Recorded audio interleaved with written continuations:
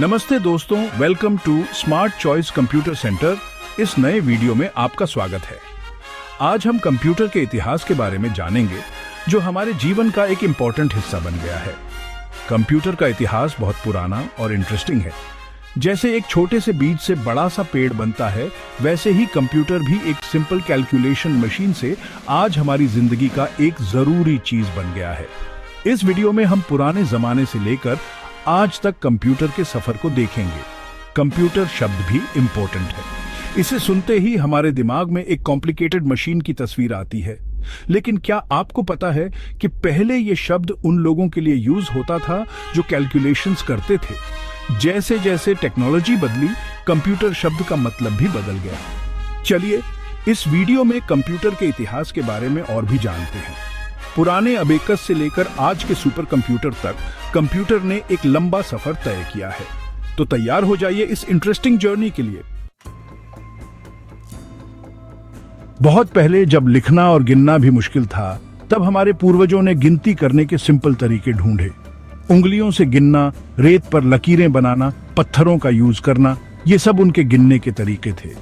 लेकिन जैसे जैसे लोग आगे बढ़ते गए, वैसे वैसे गिनती की जरूरतें भी बढ़ती गईं।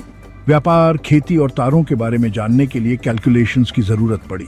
इसी जरूरत ने अबेकस को बनाया, जो पहला कैलकुलेशन करने वाला यंत्र था। लगभग 2400 साल पहले मिस्र और बेबीलोन में अबेकस यूज होता था। ये लकड़ी का बना होता था, जिसमें तारों में मोती पिरोए होते थे। इन मोतियों को ऊपर नीचे करके जोड़ना, घटाना, गुणा और भाग किया जा सकता था। अबेकस को कंप्यूटर का पूर्वज कहा जा सकता है। इसने गिनती करने का नया तरीका बताया। इस सिंपल से दिखने वाले यंत्र ने मैथ्स और साइंस में बहुत बड़ा बदलाव लाया। अबेकस इतना जरूरी था कि यह कई सालों तक यूज होता रहा। यह सिर्फ गिनती करने का यंत्र नहीं था, बल्कि बच्चों को मैथ्स सिखाने का भी एक अच्छा तरीका था। कुछ जगहों पर अबेकस आज भी यूज होता है। ये हमें हमारे पूर्वजों की मैथ्स की समझ की याद दिलाता है। ये हमें यह भी सिखाता है कि सिंपल चीजें भी कितनी पावरफुल हो सकती हैं।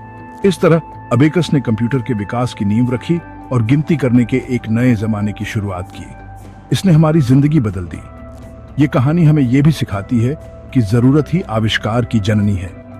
जब लोगों को गिनती करने की जरूरत पड़ी, तो उन्होंने अबेकस बनाया, और यही जरूरत आगे चलकर कंप्यूटर के आविष्कार का कारण बनी।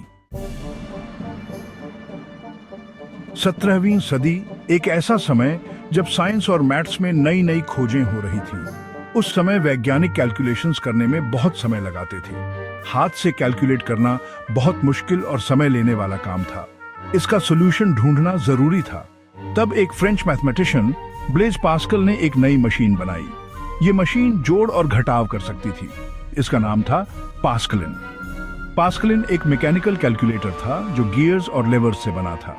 इसमें नंबर्स दिखाने वाले व्हील्स होते थे, जिन्हें घुमाकर कैलकुलेशंस की जा सकती थी।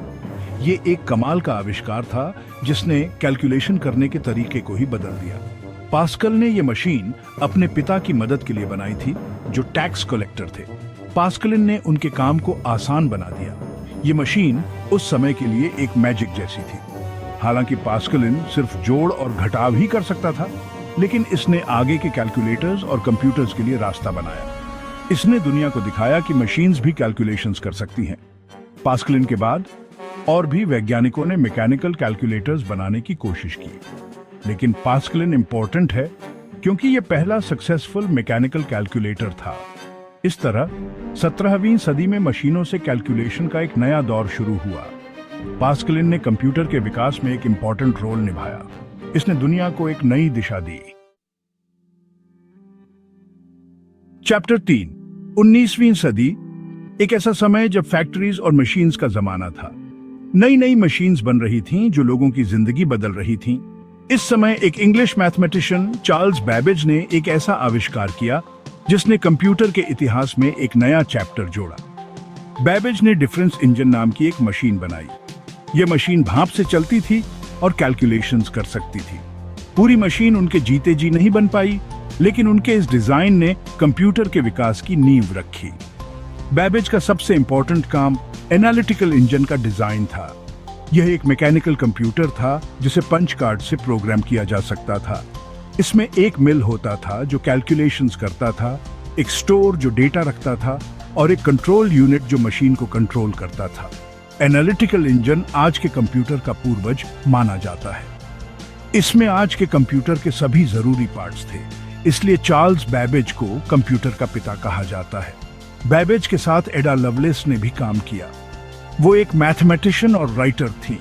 उन्होंने एनालिटिकल इंजन के लिए पहला कंप्यूटर प्रोग्राम लिखा, इसलिए उन्हें पहली कंप्यूटर प्रोग्रामर माना जाता है। बैबेज और लवलेस के काम ने कंप्यूटर साइंस के विकास में इंपॉर्टेंट रोल निभाया। उनके आविष्कार और विचार आज भी हमें इंस्पायर करते हैं। 19वीं सदी में हुई ये तरक्की आगे चलकर 20वीं सदी में इलेक्ट्रॉनिक कंप्यूटर के आविष्कार का रास्ता बनाएगी। यह एक ऐसा समय था जहां कंप्यूटर के फ्यूचर की नींव रखी गई।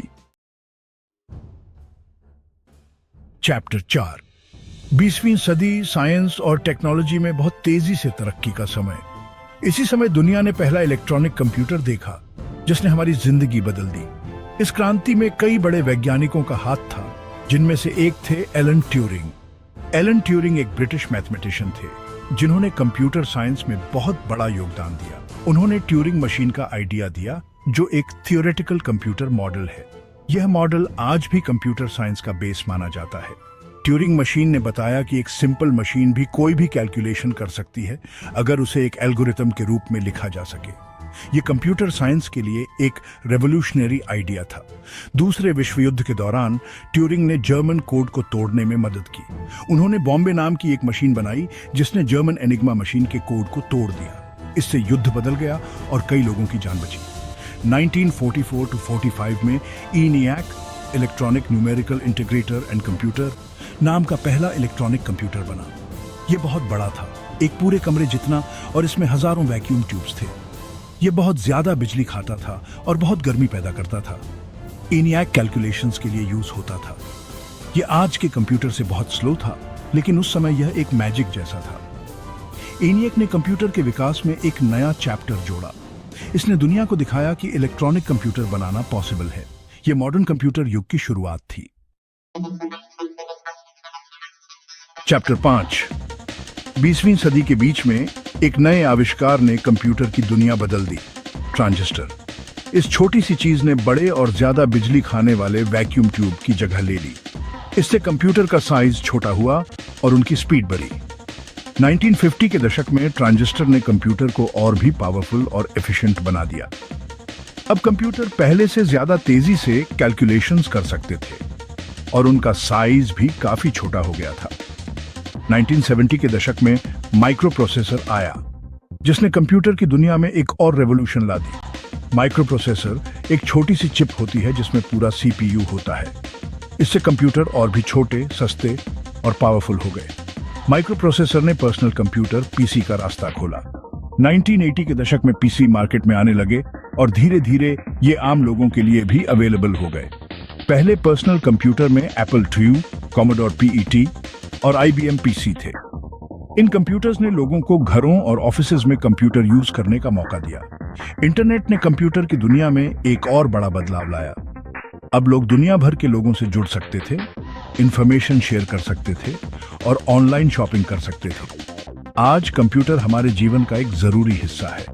हम इसे पढ़ाई, बिजनेस, मनोरंजन और कई और कामों के लिए यूज करते हैं। कंप्यूटर ने हमारी दुनिया को पूरी तरह से बदल दिया है। आगे भी कंप्यूटर टेक्नोलॉजी का विकास होता रहेगा और यह हमारे जीवन को और भी आसान और इंटरेस्टिंग बनाएगा। यह एक ऐसा सफर है जो कभी नहीं रुकेगा। दोस्तों, कंप्यूटर के इतिहास का यह सफर यहीं खत्म होता है। हमने देखा कि कैसे एक सिंपल कैलकुलेशन मशीन से आज का पावरफुल कंप्यूटर बना। कंप्यूटर शब्द इंग्लिश के कंप्यूट से आया है, जिसका मतलब है कैलकुलेट करना। पहले कंप्यूटर उन लोगों को कहा जाता था जो हाथ से कैलकुलेशंस करते थे। जैसे जैसे मैकेनिकल और फिर इलेक्ट्रॉनिक मशीन्स कैलकुलेशंस करने के लिए बनी, इन्हें कंप्यूटर कहा जाने लगा। धीरे धीरे कंप्यूटर सिर्फ कैलकुलेशंस करने वाली मशीन न रहकर बहुत से काम करने वाला यंत्र बन गया। आज कंप्यूटर हमारे जीवन का एक इम्पोर्टेंट हिस्सा है, जिसका यूज हर जगह हो रहा है। फ्यूचर में कंप्यूटर और भी एडवांस्ड होंगे और हमारे जीवन को और भी बदल देंगे। मुझे उम्मीद है कि आपको यह वीडियो पसंद आया होगा। धन्यवाद।